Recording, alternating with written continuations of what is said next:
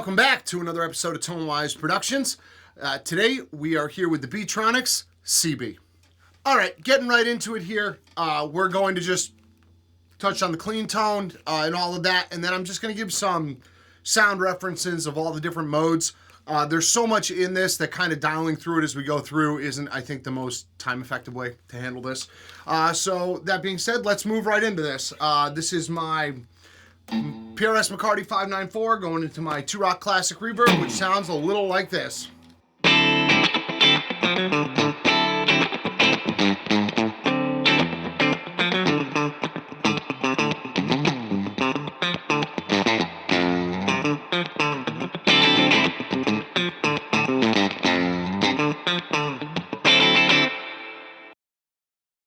All right, now let's start moving through all these modes. I'll put a little label on the bottom of each one of these and what mode we're in.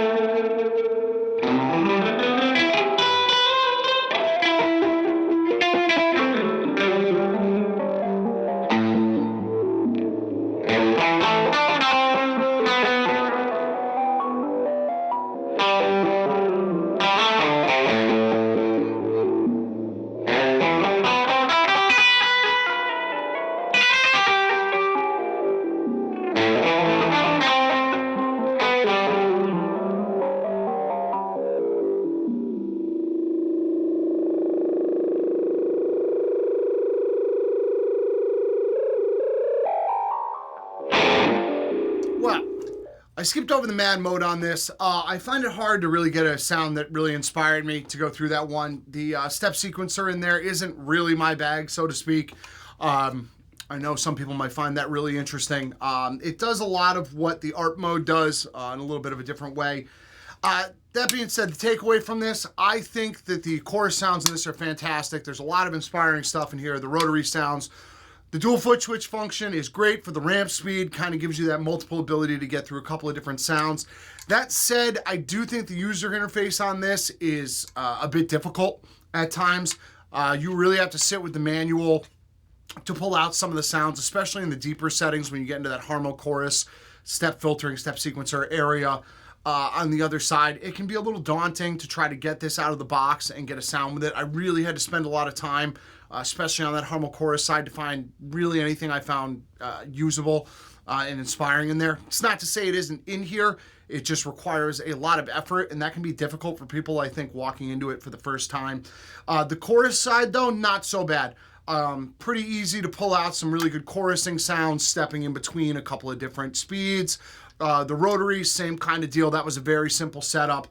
There's a lot going on here between the expression control, the stereo outs and ins, the user presets with the factory presets, and scrolling through all of that. The multiple functions you can see here. We've got, mixed feedback and tone, and that's by holding down the other foot switch. So there's just a lot going on here, and it can be a bit daunting, even for somebody like me who does a lot of MIDI programming and is used to kind of larger interfaces.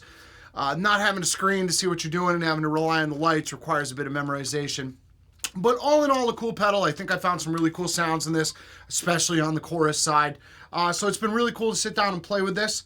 And again, the Beetronics Seabee. Until next time, this has been Tonewise Productions.